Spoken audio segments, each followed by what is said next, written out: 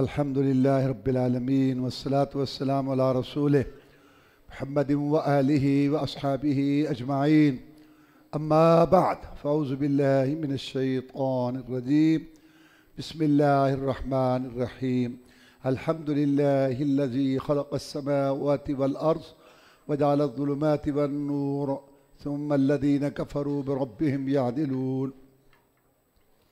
سورۃ الانعام مکی سورت ہے، ہجرت سے پہلے نازل ہوئی۔ اس سورت کا موضوع مکی صورتوں والا ہے۔ اللہ تعالیٰ پر ایمان، اس کی توحید کا بیان، ایک اللہ کے آگے جھکو، اسی سے مانگو، اور شرک کی مذمت، اور اللہ تعالیٰ کی بغاوت نافرمانی کی مذمت، اور اللہ کے اچھے اچھے نام ہیں اور اللہ تعالیٰ کی اچھی اچھی صفات ہیں۔ مسئلہ رسالت، نبی رسول آئے، کیا پیغام دیا، قوموں نے کیا کہا۔ مسئلہ آخرت، مرنا ہے پھر اٹھنا ہے اور یہاں جو کیا اس کا جواب دینا۔ سورت کا نام الانعام ہے۔ الانعام جامع نام کی، اس سے مراد ہیں چوپائے، بکری نرمادہ، بھیڑ نرمادہ، اونٹ نرمادہ، گائے نرمادہ، ان 8 جانوروں کا اس میں ذکر ہے، اس لیے سورت کا نام الانعام ہے۔ اللہ تعالیٰ نے سورت میں ارشاد فرمایا اپنے پیغمبر جناب محمد الرسول اللہ صلی اللہ علیہ وسلم کو خطاب کرتے ہوئے کہ وَإِن يَمْسَسْكَ اللَّهُ بِضُرٍّ فَلَا كَاشِفَ لَهُ إِلَّا هُوَ۔ اے اللہ کے رسول صلی اللہ علیہ وسلم، آپ پوری دنیا میں اعلیٰ افضل معزز مکرم مصفہ مطہر ہیں، صورت میں اجمل، سیرت میں اکمل ہیں۔ میں نے آپ کو چن کے منتخب کر کے بھیجا، آپ آسمانوں کے مہمان بنے، آپ کے اشاروں سے جنت کے دروازے کھلنے ہیں۔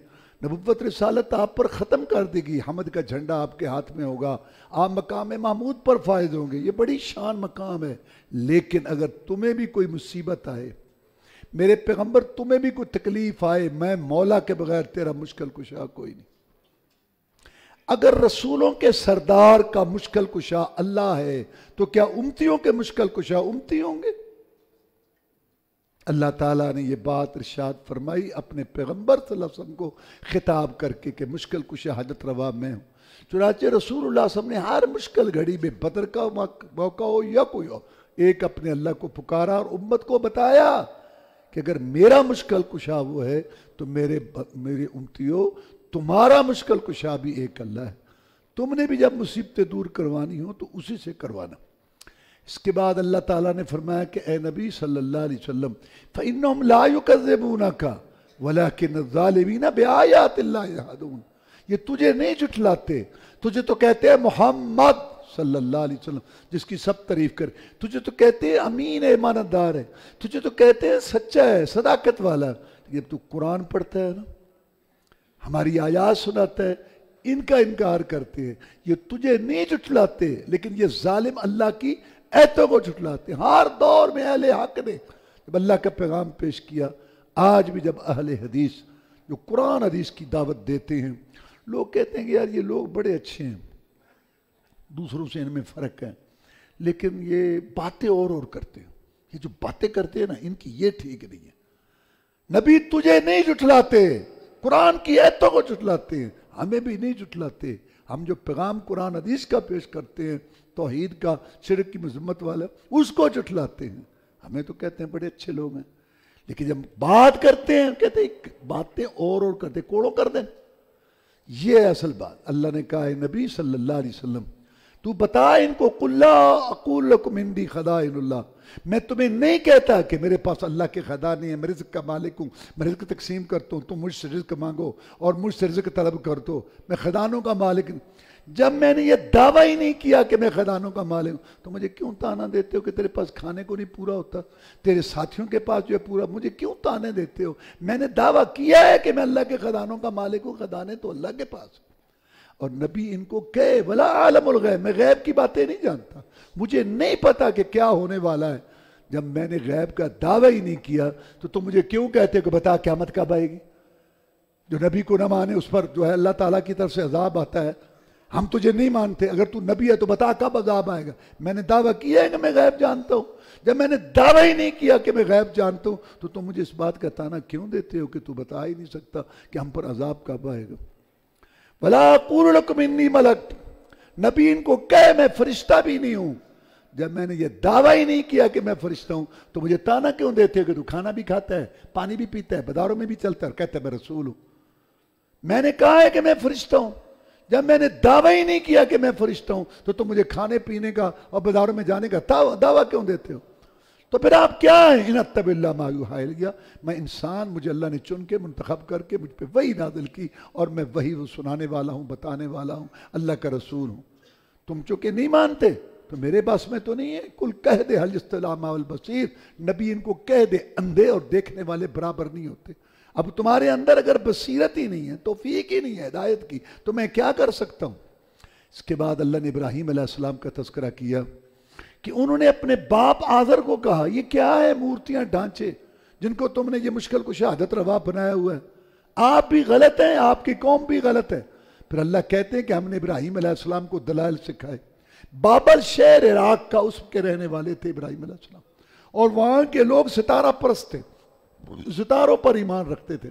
فلاں ستارہ گردش میں آتا ہے، زمین پر یہ حالات ہوتے ہیں، ہر آدمی کا ایک ستارہ ہے، اور زمین کے اوپر جو ہے نا یہ جو تصرفات حالات ہوتے ہیں، زلزلے، جنگیں وغیرہ، خوشحالیاں، آندیاں، ان کے بھی ایک ستارے ہیں۔ وہ ستارے حرکت میں آتے ہیں تو یہ ساری چیزیں ہوتی ہیں۔ ہر آدمی کا ایک ستارہ ہے، یہ ان کا عقیدہ تھا۔ افسوس آج مسلمانوں میں بھی یہ ستارہ پرستی، نجوم پرستی اور یہ سارا یہ شرک اور کفر ہے۔ تو چونکہ وہ ستارہ پرست تھے اس لیے اللہ نے ابراہیم علیہ السلام کو دلائل سکھائے، ان کے لیے، ان کو سمجھانے کے لیے۔ اسی طرح ستارہ نکلا، ابراہیم علیہ السلام کہنے لگے ہاں رب ہے، بڑا چمک رہا ہے، رب ہے، رب ہے، ہاں رب ہے۔ پتہ تھا جب ابھی غروب ہوگا میں ان کو پھر پوچھوں گا، غروب ہوگا، اوہ رب تو گیا، وہ تمہارا رب۔ پھر جو ہے اس کے بعد جو ہے وہ چاند نکلا، ہاں یہ رب ہے، ہاں بڑا چمک رہا ہے، پتہ ہے ابھی میں ان کو، جب وہ غروب، وہ دیکھو وہ رب گیا۔ اور پھر سورج نکلا، کہا ہاں یہ بڑا رب ہے۔ اور پھر جب وہ بھی گیا تو کہا ہاں اب بتاؤ میں ان سے بری ہوں، انی وجہت وجہ الذی فطر السماوات والارض حنیفا وما انا من المشرکین، میں نے تو اپنا چہرہ سپرد کر دیا پیدا کرنے والے زمین و آسمان کے لیے، حنیفا یک طرفہ، اسی کی طرف جاتا ہوں، دیتا ہوں، اسی کے لیے جوڑتا ہوں، اسی کے لیے توڑتا ہوں، اسی سے ڈرتا ہوں اور اسی سے مانگتا ہوں، اور میں ان کی عبادت نہیں کرتا جن کی تم کرتے ہو، میں مشرک نہیں ہوں۔ اور پھر کہا کیف اخاف ما اشرکتم، کیسے میں ڈروں ان سے جن کو تم نے اللہ کے ساتھ شریک بنا رکھا، میں نہیں ڈرتا ان سے، معبودوں سے، مشکل کشاؤں، حاجت رواؤں جو تم نے بنا رکھے۔ ولا تخافون ما اشرکتم باللہ، اور تم نہیں ڈرتے اللہ کے ساتھ شرک کرنے سے، میں کیوں ڈروں ان سے؟ فَأَيُّ الْفَرِيقَيْنِ حَقُّ بِالْأَمْنِ إِن كُنتُمْ تَعْلَمُونَ، امن میں سکون میں کون ہے؟ الذین آمنوا ولم یلبسوا ایمانهم بظلم اولئک لهم الامن وهم مہتدون، جو ایمان لائے اور ایمان کے ساتھ ذرہ برابر بھی ظلم نہیں ملایا، ان کے لیے امن ہے اور یہ ہدایت یافتہ ہیں۔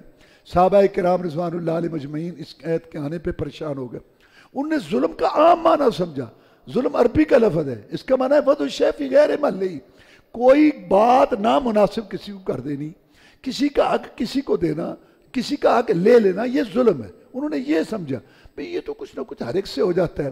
صحابہ ڈر گئے، رسول اللہ صلی اللہ علیہ وسلم نہیں تم نہیں سمجھے، یہ تو جو لقمان نے اپنے بیٹے کو کہا تھا نا، یا بنی لا تشرک باللہ ان الشرک لظلم عظیم، میرے بیٹے شرک نہ کر، شرک بہت بڑا ظلم ہے، یہ ظلم سے مراد شرک ہے۔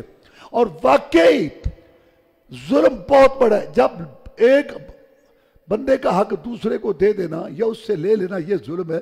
جب مخلوق بندوں، بے بسوں، بے کسوں، مجبوروں، فقیروں، کنگلوں، کلاشوں، محتاجوں، ان کا اللہ تبارک و تعالیٰ کا حق جب تم ان کو دے دو گے تو یہ بہت بڑا ظلم ہے۔ اس لیے کہا ان الشرک لظلم عظیم۔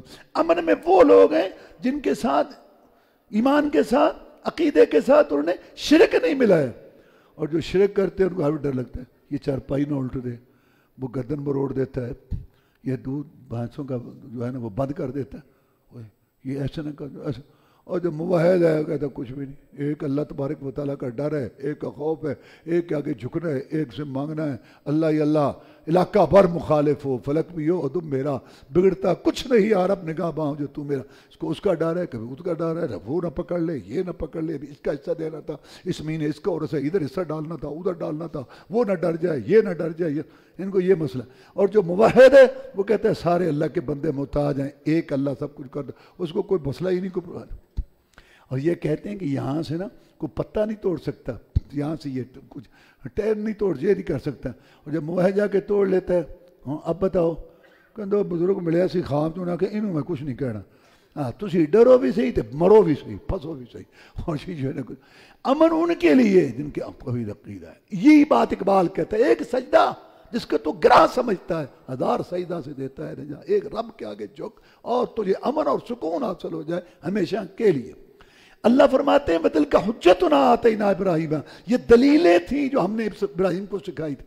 یہاں بعض تفسیروں والوں نے لکھا ہے اور بعض بیان بھی کرتے ہیں، یہ ابراہیم علیہ السلام کو نا پتہ نہیں چل رہا تھا کہ رب کون ہے، غار میں تھا، وہاں اس کی پرورش ہوئی، دیکھا ستارے کو، اس کی پوجا شروع کر دی، پھر غروب ہو گیا، نہیں یہ تو نہیں، پھر چاند، انا للہ و انا۔ ہر نبی رسول شروع سے اللہ کی تربیت میں ہوتا ہے، نبی سے کبیرہ گناہ بھی نہیں ہوتا کبھی، نبوت رسالت سے پہلے بھی۔ مکے والوں سے پوچھا تھا رسول اللہ صاحب نے، میں نے اتنی زندگی گزاری ہے، حل وجدتمونی صادقا و کاذبا، کیا تم نے مجھے سچا پایا یا جھوٹا؟ انہوں نے کہا آج تک ہم نے ایسا سچ بولنے والا دیکھا نہیں، نہ کسی ماں نے اپنی گود میں کھلایا۔ نبی اللہ کی تربیت میں ہوتا، یہ نہیں ہو سکتا کہ ابراہیم صاحب پہلے شرک کرتے ہوں، یہ غلط بات ہے۔ یہ تو ان کو سمجھانے کے، جیسے ایک آدمی کھڑا ہو رہی ہے ہجویری کی قبر پر جس کو لوگ داتا کہتے ہیں، اے داتا، اچھا اے داتا ہے، ہاں اچھا یہ دیندا ہے، ہاں اچھا یہ سارا دی مدد کرتا ہے، جی جی مدد کرتا ہے، تو تھوڑی دیر بعد چندہ منگ، یا تسی چندہ کیوں مانگ رہے ہو؟ پھر یہ جو سارے دیندے تو چندہ کیوں مانگ دے؟ وہ تو اسی سوچے ہی نہیں سی۔ اچھا یہ نگری داتا دی، اچھا یہ یعنی آج میں بتا رہا ہوں، آدمی گفتگو کرتے ہوئے ایسے بات کرتے، اچھا یہ سب کی حفاظت کرتے ہیں؟ ہاں ہاں لاہور کی، ہوں سارے لاہور کی، مطلب سب کو بچاتا ہے، ہاں اچھا تو خود یہاں باڑ لگا رکھی ہے سارے اور تالے لگائے، کہتا نہیں وہ تو پھر سانوں حفاظت کرنی پڑنی تھی، مت ماری رہندی مشرق دی عزت جاری رہندی۔ اچھا یہ سارے لاہور کی حفاظت کرتے؟ کہتے ہاں، کہتے وہ مینار گرا تھا 200 آدمی مر گئے تھے، کچھ زخمی ہوئے تھے، بتا بھی نہیں دیا بھی چلو مینار آ رہا ہے بھاگ جاؤ، کہتے وہ تو عمرے تھے گئے سب۔ یعنی کہنے کا مقصد یہ ہے کہ یہ جو باتیں ہیں نا ایسے بسا اوقات سمجھانے کے لیے اس طریقے سے انداز اختیار کرنا پڑتا ہے، یہ ابراہیم کا اپنا ذاتی عقیدہ نہیں تھا، یہ ان کو سمجھا رہا تھا۔ اللہ کہتا ہے یہ دلائل ہیں جو ہم نے ابراہیم کو سکھائے علیہ السلام۔ پھر اللہ نے 18 پیغمبروں کا ذکر کیا، 18 پیغمبر، 25 پیغمبروں کا ذکر ہے قرآن میں، 18 پیغمبروں کا ذکر کیا اور آخر میں کہا وَلَوْ أَشْرَكُوا لَحَبِطَ عَنْهُمْ مَا كَانُوا يَعْمَلُونَ، اگر وہ بھی شرک کرتے ان کے بھی اعمال ضائع برباد ہوتے۔ کہتے ہیں قرآن میں عذاب قبر کا ثبوت کوئی نہیں، قرآن میں 7 آیتیں ہیں عذاب قبر کی، ایک یہ ہے کہ وَلَوْ تَرَىٰ إِذِ الظَّالِمُونَ فِي غَمَرَاتِ الْمَوْتِ وَالْمَلَائِكَةُ بَاسِطُو أَيْدِيهِمْ أَخْرِجُوا أَنفُسَكُمْ الْيَوْمَ تُجْزَوْنَ عَذَابَ الْهُونِ، جب یہ فرشتے جانیں نکالیں گے ان ظالموں کی تو کہیں گے آج ہی تمہیں عذاب ہوگا، تو جان نکلتے ہی جو عذاب ہے وہ قبر کا ہے، باقی قیامت کا عذاب تو آخر میں ہوگا۔ پارے کے آخر میں اللہ نے فرمایا وَنُقَلِّبُ أَفْئِدَتَهُمْ وَأَبْصَارَهُمْ كَمَا لَمْ يُؤْمِنُوا بِهِ أَوَّلَ مَرَّةٍ، انہوں نے ہماری ہدایت سے روگردانی کی، ہدایت کو قبول نہیں کیا، بار بار خطبے سنے، درس سنے، یہ نماز پڑھ سکتے تھے، عقیدہ توحید اختیار کر سکتے تھے، حلال کی راہ اختیار کر سکتے تھے، سچ امانت کی راہ اختیار ہو رہا ہے، کچھ نہیں یہ جہاں ڈٹا اگلا کرے ڈٹا، دیکھی جائے گی، جب بار بار انہوں نے ہدایت کو رد کیا میں مولا ناراض ہو گیا اور مجھے حق پہنچتا ہے، میں جو چاہوں سزا دوں، تو سب سے بڑی خطرناک سزا میری یہ ہے وَنُقَلِّبُ أَفْئِدَتَهُمْ ابصار، ہم ان کے دل پھیر دیتے ہیں ہدایت سے، پھر ان کو ہدایت نصیب نہیں ہوتی۔ وجہ كَمَا لَمْ يُؤْمِنُوا بِهِ أَوَّلَ مَرَّةٍ، جیسے وہ پہلے ایمان نہیں لائے، ہم نے بطور سزا کے ان کو اپنے ایمان ہدایت سے محروم کر دیا۔ آگے اللہ فرماتے ہیں وَإِن تُطِعْ أَكْثَرَ مَنْ فِي الْأَرْضِ يُضِلُّوكَ عَنْ سَبِيلِ اللَّهِ، اے پیارے پیغمبر صلی اللہ علیہ وسلم، اکثریت ہمیشہ گمراہ ہوتی ہے۔ اگر تو نبوت والا، رسالت والا، وحی والا، قرآن والا، شان والا، اگر تو بھی اکثریت کے پیچھے چلے، 8ویں پارے کی شروع کی آیت ہے، اگر تو بھی اکثریت کے پیچھے چلے تجھے بھی گمراہ کر دے۔ قرآن بھی اکثر لوگ نہیں جانتے، اکثر لوگ بے وقوف ہیں، اکثر لوگ مشرک ہیں، اکثر لوگ نافرمان، تھوڑے لوگ نصیحت حاصل کرتے ہیں، تھوڑے لوگ ایمان لاتے ہیں، اور تھوڑے لوگ جو ہے وہ شکر کرتے ہیں۔ اکثریت تمہیں دیکھو، ساری دنیا متفق ہے کہ جھوٹ بری چیز ہے، جھوٹ بولنے والے زیادہ ہیں کہ نہ بولنے، ساری دنیا متفق ہے کہ نماز ضرور پڑھنی چاہیے، آگے اختلاف ہے کیسے ایسے، تو نماز پڑھنے والے یا نہ پڑھنے، ساری دنیا متفق ہے کہ حلال کھانا چاہیے، اب دیکھ لو حلال کھانے والے زیادہ، ہمیشہ اکثریت گمراہ، اکثریت غلط، اکثریت جو ہے وہ غلط ہوتی ہے، ہمیشہ حق پر تھوڑے لوگ ہوتے ہیں۔ تو بات یہ ہے کہ اللہ کیا کہتا ہے، اس کا رسول کیا کہتا ہے، چاہے آپ اکیلے ہیں گھر میں، گلی محلے میں، آپ حق پر ہیں۔ اللہ نے ابراہیم علیہ السلام کو کہا ان ابراہیم کان امہ، ابراہیم اکیلا ہی جماعت تھا، اور اکثریت اگر غلط ہے تو غلط ہے، تو یہ کوئی دلیل نہیں ہے، اکثریت کی دلیل قرآن اور حدیث ہے۔ اس کے بعد اللہ تعالیٰ نے مشرکوں کا ایک عمل بتایا، وَجَعَلُوا لِلَّهِ مِمَّا ذَرَأَ مِنَ الْحَرْثِ وَالْأَنْعَامِ نَصِيبًا، یہ کھیتی میں حصہ رکھتے تھے، اپنے معبودوں کا بھی اور اللہ کا بھی۔ فَقَالُوا هَذَا لِلَّهِ بِزَعْمِهِمْ وَهَذَا لِشُرَكَائِنَا فَمَا كَانَ لِشُرَكَائِهِمْ لَا يَسْرُ اللَّهِ وَمَا كَانَ لِلَّهِ فَهُوَ يَسْرُ إِلَىٰ شُرَكَائِهِمْ سَاءَ مَا يَحْكُمُونَ۔ کھیتی میں یہ معبود و مشکل کشاؤں داتوں کی ہے، یہ اللہ کی ہے، اور جب اللہ والی کھیتی خراب ہو جاتی، کوئی تو نہیں، اللہ تو پھر اللہ ہی ہے نا، ادھر سے ادھر نہیں دیتے تھے، اور جب معبود و مشکل کشاؤں کی عید کی خراب ہو جاتی، کہتے بیچارے فقیر نے پھر رب کا حصہ ادھر دے دیتے۔ اللہ کہتے ہیں آج کھیتی میں بھی حصہ رکھتے تھے، جانوروں میں بھی، اور امت محمد صلی اللہ علیہ وسلم کلمہ شریف پڑھنے والے ساتھ پشتی بنا، یہ ان سے بھی آگے بڑھ گئے، انہوں نے کھیتی میں حصہ رکھا، جانوروں میں، یہ اولاد میں رکھتے ہیں، بچہ ہوتا ہے 6-7 کا، آپ نے دیکھا سارے بال مونڈے، ایک لمبی سی لٹ، یار یہ نہیں، وہ دولے شاہ نے دیتا سی نا، تو داتا نے تو باپ پھر اتھے جا کے منا، ہاں یہ اولاد میں بھی حصہ رکھتے ہیں، وہ مشرک تھے، یہ پڑھ مشرک ہے۔ اس کے بعد اللہ تبارک و تعالیٰ نے یہ بیان کیا کہ اللہ کے ساتھ شرک نہ کرو، والدین کے ساتھ نیکی کرو، صحیح تولو، ماپ تول میں کمی نہ کرو، یتیم کا مال نہ کھاؤ، قتل نہ کرو، بے حیائیوں کے قریب نہ جاؤ۔ ایک دفعہ رسول صلی اللہ علیہ وسلم نے سیدھی لکیر کھینچی، اور 2 دائیں کھینچی، 2 بائیں کھینچی، فرمایا یہ سیدھی لکیر میری راہ ہے، دائیں بائیں گمراہی کے راستے ہیں، اس پر چلتے ہیں نا، تمہاری میری حوض کوثر پر ملاقات ہو جائے۔ آگے کہا قل ان صلاتی ونسکی ومحیایا ومماتی للہ رب العالمین، نبی ان کو اپنا عقیدہ بتا، میری نمازیں اور میری قربانیاں، میرا جینا مرنا صرف ایک اللہ کے لیے، بھائی موسیٰ علیہ السلام، باب ابراہیم علیہ السلام کے لیے نہیں۔ سورہ الاعراف یہ بھی مکی ہے، ہجرت سے پہلے نازل ہوئی ہے۔ پورے قرآن میں 2 گروہوں کا ذکر ہے، جنت والے، جہنم والے، لیکن اس صورت میں تیسرے کا بھی ذکر ہے، کون؟ اعراف، جن کا پلڑا نیکیوں والا بھاری ہو جائے گا وہ جنت والے، اور جن کا پلڑا گناہوں والا بھاری ہو جائے گا وہ جہنم والے، اور جن کے پلڑے برابر ہو جائیں گے وہ اعراف۔ اعراف ایک دیوار ہے جنت اور جہنم کے درمیان، شروع میں اعراف یہاں ہوں گے جن کی نیکیاں اور برائیاں برابر ہوں گی، بعد میں یہ بھی جنت میں چلے جائیں گے۔ چونکہ اس تیسرے گروہ کا ذکر ہے سورہ اعراف میں، اس لیے سورت کا نام اعراف۔ اللہ فرماتے ہیں اتبعوا ما انزل الیکم من ربکم ولا تتبعوا من دونی اولیاء، پیروی کرو، پیچھے لگو اس چیز کی جو تمہارے طرف، تمہارے رب کی طرف سے آئے، لیکن ہمیشہ اللہ کی بات کے مقابلہ میں، اللہ کی طرف سے آنے والی بات کھری سچی کے مقابلہ میں لوگوں نے باپ دادا، سرداروں، وڈیروں کا نعرہ لگایا۔ نوح علیہ السلام کی قوم نے کہا ہمارے بڑے، ابراہیم صاحب نے کہا قوم نے کہا ہم باپ دادا کے پیچھے چلیں گے، یہودیوں عیسائیوں نے کہا ہمارے مولوی جو پیشوا مذاہب بس یہ جو حلال حرام کریں گے۔ مکے والوں کو جب کہا گیا وَإِذَا قِيلَ اتَّبِعُوا مَا أَنزَلَ اللَّهُ قَالُوا بَل نَتَّبِعُ مَا أَلْفَيْنَا عَلَيْهِ آبَاءَنَا، جب ان کو کہا گیا کہ ایک اللہ کی طرف سے آنے والی بات کے پیچھے لگو تو انہوں نے کہا ہم تو اس کے پیچھے لگیں گے جو ہم نے ہمارے باپ دادا نے۔ آج بھی اگر لوگوں کو قرآن حدیث بتاؤ تو کہتے ہیں ہم باپ دادا کے پیچھے چلیں گے۔ سارا مسئلہ ہی یہ ہے، اللہ فرماتا ہے کہ اس چیز کے پیچھے لگو جو اللہ کی طرف سے آئی۔ اللہ کی طرف سے کیا ہے؟ قرآن ہے، اور اس کا بیان حدیث، رسول صلی اللہ علیہ وسلم کی حدیث سنت بھی اللہ تعالیٰ کی طرف سے آئی۔ اس کے بعد اللہ نے آدم علیہ السلام اور ابلیس لعنت اللہ علیہ کا قصہ بیان کیا کہ جنت کے اندر اس نے وسع ڈالا ان کے دلوں میں، ان کے رورانی لباس اتر گئے، دانا کھا لیا۔ شیطان نے کہا اے آدم، اتنا بڑا رب، اتنی بڑی جنت، اگر اس درخت کو بھی حلال کر دیتا تو تیرے لیے کوئی اللہ کے خزانوں میں کوئی کمی تھی؟ تیرے لیے حلال کر دیتا تو۔ اصل بات یہ ہے کہ اس درخت کے پھل میں یہ تاثیر ہے، جو کھا لیتا ہے نا وہ ہمیشہ ہمیشہ کے لیے جنت کا باشندہ ہو جاتا ہے، اور اللہ کا کوئی پروگرام نہیں ہے تجھے جہاں رکھنے کا، باقی تیری مرضی۔ اور ساتھ قسم اٹھا دی، یہاں بابا پھنس گیا، کیونکہ قسم اٹھا کے کبھی جھوٹ نہیں بولا تھا کسی نے، یہ پہلا موقع تھا، یہاں بابا پھنسا قسم۔ آج کل لوگ بڑے تیز، بڑے چکرنا، ایسے فراڈ ہو جاتا ہے، ایسے فراڈ ہو جاتا ہے، پھر بھی کروڑوں میں لٹتے ہیں۔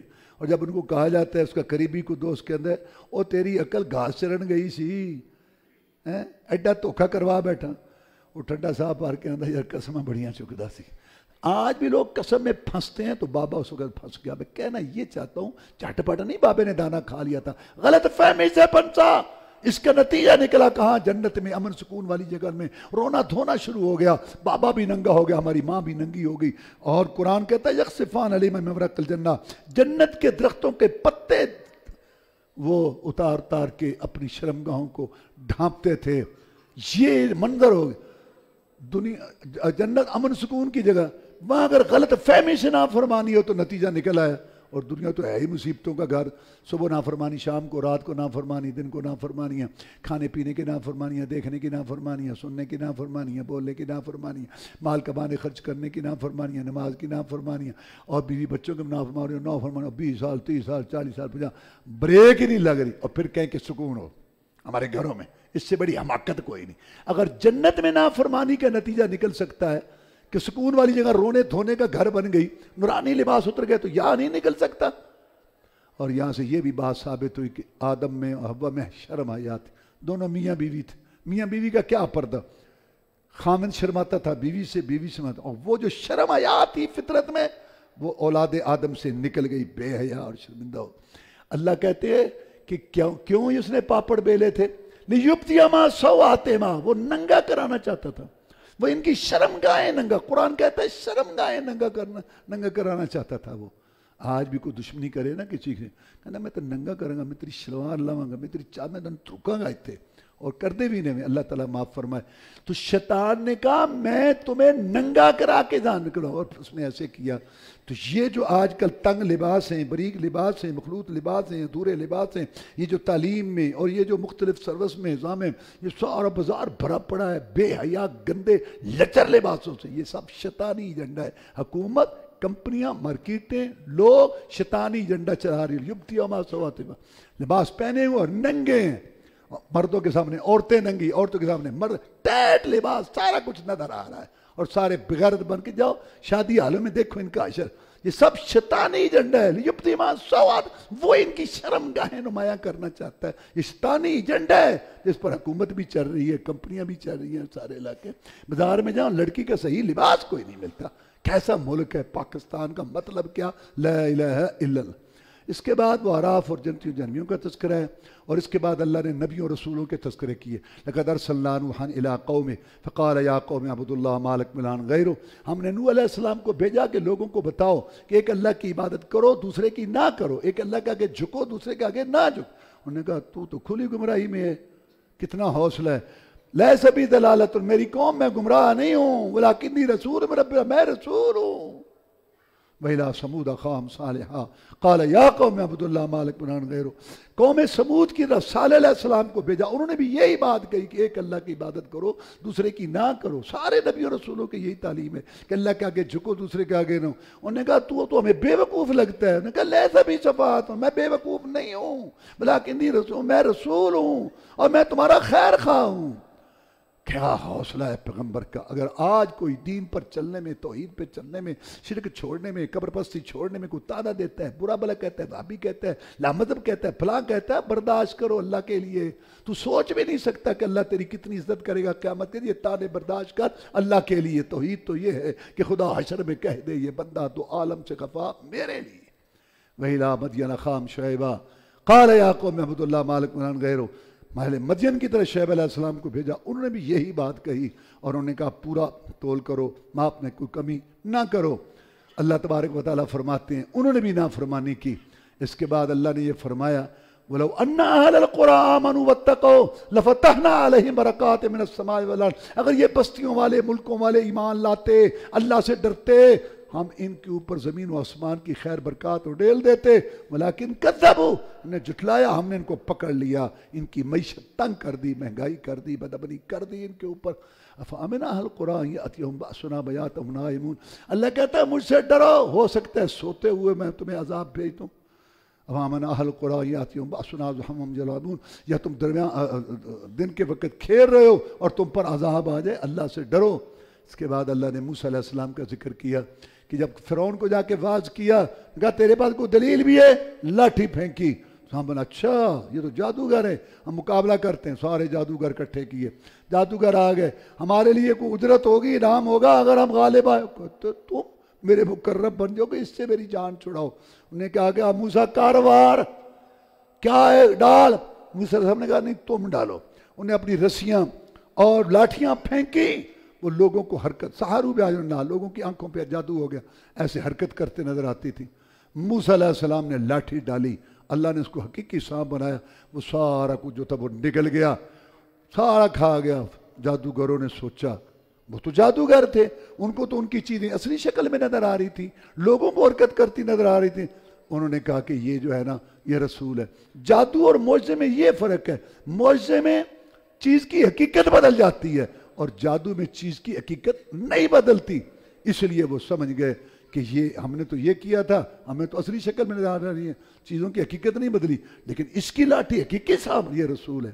وہ جھک گئے اور اللہ کے سامنے انہیں سجدہ کیا۔ انہوں نے کہا اور ہم ایمان لائے، انہوں نے کہا رب العالمین پر جو موسیٰ اور ہارون کا رب ہے۔ یہ کہنے لگے اچھا آمن تم لوگ، فرعون کہتے ہیں ایمان لائے ہو، میری اجازت سے پہلے نورا کشتی ہے، تم اس سے ملے ہوئے ہو، تمہاری سیٹنگ تھی آپس میں، یہ تمہارا بڑا ہے۔ حالانکہ اس بیوقوف کو پتا تھا کہ موسیٰ سیدھا ان کے پاس علیہ السلام، اس کے پاس فرعون کے پاس آیا، کہاں ایک ایک جادو سے جا کر اس نے سیٹنگ کی۔ ہمیشہ اقتدار والے کرسی والے لوگوں کو بیوقوف بناتے ہیں، اس نے بیوقوف بنایا۔ یہ نورا کشتی ہے جو تم نے سے، میں ابھی تمہارے ہاتھ پاؤں کاٹوں گا اور میں تمہیں سزا دوں گا، تم نے میرے مشورے کے بغیر۔ انہوں نے کہا تو نے جو کرنا ہے کر لے، ہم ایک اللہ پر ایمان لائے، تو ہماری دنیا تباہ کرے گا، ہم تیری آخرت تباہ کر۔ اس کے بعد اللہ کہتے ہیں کہ ہم نے فرعونیوں پر بڑے عذاب بھیجے، مینڈک، خون، جوئیں، مختلف قسم کی چیزیں، اور پھر جب مصیبت آتی تو کہتے موسیٰ رب سے دعا کر اب ہم ٹھیک ہو جائیں گے۔ جب موسیٰ ہم دعا کرتے ٹھیک، پھر وہ ویسے۔ اللہ کہتے ہیں ہم نے موسیٰ علیہ السلام کے التفات نا 30 راتیں وعدہ کیا کہ وہ آئیں ہمارے پاس، ہمارے ساتھ گفتگو کریں پردے کے پیچھے طور پر، پھر 10 راتیں اور بڑھا دی۔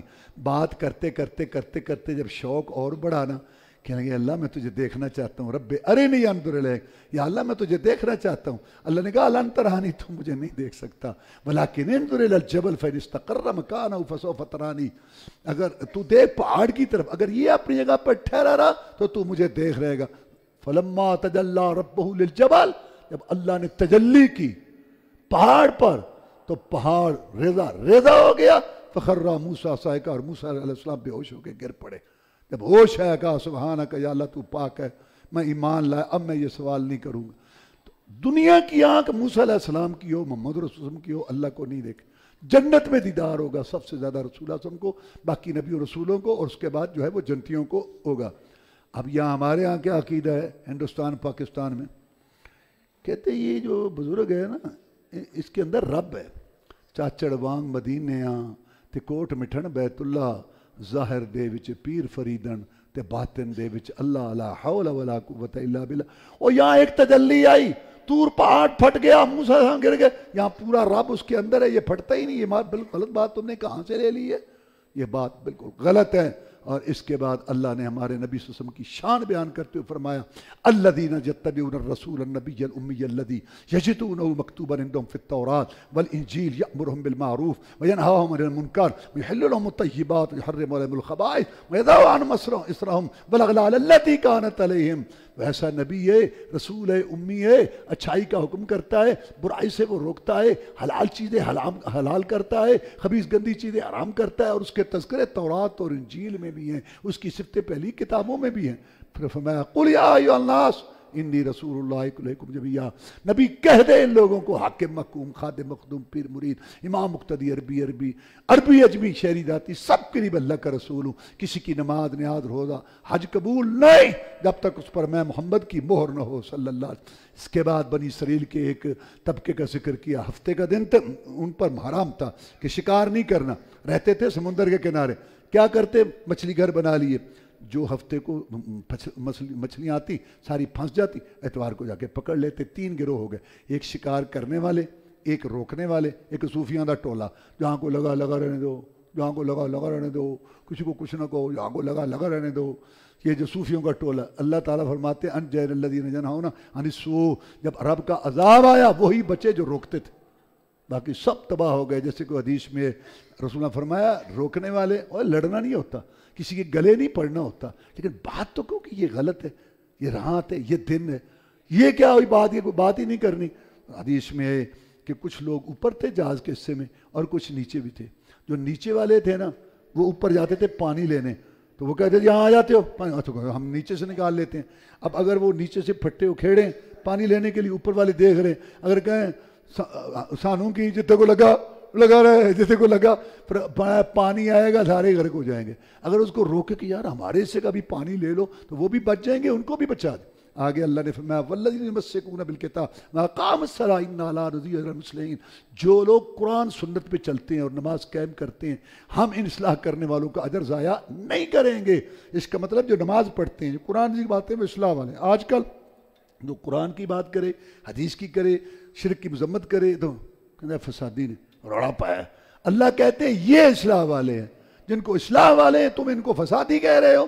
اس کے بعد اللہ تبارک و تعالیٰ نے ارشاد فرمایا قل لا املک لنفسی نفعا لا ضرا الا ما شاء اللہ ولو كنت اعلم الغیب لاستکثرت من الخیر وما مسنی السوء ان انا الا نذیر وبشیر لقوم یؤمنون. پیغمبر ان کو کہہ دے کہ میں اب تو اپنی جان کے لیے بھی نفع نقصان کا مالک نہیں ہوں. اگر میں جان کسی چیز کا مالک ہوتا تو میں ساری بھلائیاں کٹھی کر لیتا. اگر میں غائب جانتا ساری بھلائیاں کٹھی کر لیتا, مجھے کوئی تکلیف نہ آتی, میری بیوی پر تہمت نہ لگتی, مجھے پتھر نہ لگتے, میرے 70 صحابہ شہید نہ ہوتے. میں تو ڈراتا ہوں ہاں مجرموں کو جہنم سے, خوشخبری دیتا ہوں نیک لوگوں کو جنت کی. میں مشکل کشا حاجت روا نہیں ہوں. اور سورت کے آخر میں فرمایا وَإِذَا قُرِئَ الْقُرْآنُ فَاسْتَمِعُوا لَهُ وَأَنصِتُوا لَعَلَّكُمْ تُرْحَمُونَ. جب قرآن پڑھا جائے تو خاموشی سے سنو, شور نہ کرو تاکہ تم پر رحم کیا جائے. یہ آیت آئی ہے اس آیت کے مقابلہ میں جو 24 پارے میں آ رہی ہے. کافروں نے کہا لا تسمعوا لهذا القرآن, 3 باتیں, قرآن نہ سنو, والغوا فیہ, شور کرو, لعلکم تغلبون, تاکہ تم غالب آ جاؤ. قرآن نے کہا نہ, یہ کوئی طریقہ ہے. قرآن جب پڑھا جائے سنو, شور نہ کرو تاکہ تم پر رحم کیا جائے. اب ہمارے بھائی کہتے ہیں کہ امام کے پیچھے سورۃ فاتحہ نہیں پڑھنی چاہیے کیونکہ اللہ کہتے ہیں جب قرآن پڑھا جائے تو چپ رہو. پہلی بات ہے کہ یہ آیت اتری ہے سورۃ اعراف میں مکی, اور نماز کی سورۃ فاتحہ کی حدیثیں بیان کرنے والے صحابہ مسلمان ہی مدینے میں ہوئے. اور دوسری بات ہے یہاں جب قرآن پڑھا جائے تو پھر زور اثر میں تو قرآن نہیں پڑھا جاتا, تو اس وقت سورۃ فاتحہ کیوں نہیں پڑھتے؟ مغرب کی تیسری رکعت, عشاء کی آخری 2 رکعتوں میں کیوں نہیں پڑھتے؟ تو یہ آیت فاتحہ سے نہیں روکتی. اگر یہ روکتی ہوتی تو نبی 12 حدیثوں میں نہ کہتا کہ سورۃ فاتحہ پڑھو. یہ حنفی جو ہمارے بھائی ہیں نا, ان کے آگے 2 شاخیں ہیں, اوپر سے ایک ہے, آگے 2, ایک بریلی ایک دیوبندی. دیوبند ایک شہر ہے وہاں مدرسہ تھا پڑھنے والے, وہاں دیوبندی. بریلی ایک شہر ہے جو وہاں پڑھے وہ بریلوی. بریلویوں کا بڑا مولوی ہے پیر کرم شاہ الازہری, اس کی تفسیر ہے ضیاء القرآن. اور دیوبندیوں کا بڑا مولوی ہے عبد الماجد دریابادی, اس کی تفسیر ہے تفسیر ماجدی, انگریزی میں بھی اردو میں. دونوں بزرگوں نے یہاں لکھا ہے کہ وَإِذَا قُرِئَ الْقُرْآنُ فَاسْتَمِعُوا لَهُ, جب قرآن پڑھا جائے تو سنو خاموش. یہ آیت کافروں کے جواب میں نازل ہوئی تھی, وہ کہتے تھے شور کرو. یہ دونوں بزرگوں نے لکھا ہے, بریلوی عالم نے بھی دیوبندی نے بھی. آگے انہوں نے کہا کہ ہمارے حنفیوں نے اس سے یہ بات نکالی ہے, انہوں نے نکالی ہے کہ امام کے پیچھے سورۃ فاتحہ نہیں پڑھنی. حالانکہ صحیح حدیث سے ان میں فاتحہ کا ذکر ہے, امام کے پیچھے کا ذکر ہے, نبی نے پڑھنے کا حکم دیا ہے, اور یہ آیت نبی پر نازل ہوئی تھی, وہ زیادہ جان. اس کے مقابلہ میں کوئی صحیح حدیث نہیں, کوئی صحیح حدیث نہیں. 30 سال سے کہہ رہا ہوں لاہور میں کوئی صحیح حدیث نہیں. جاؤ تحقیق کرو جس میں فاتحہ کا ذکر ہو, امام کے پیچھے کا ذکر ہو, اور نبی نے پڑھنے سے روکو. آگے ہر ایک کی مرضی. وآخر دعوانا الحمدللہ رب العالمین.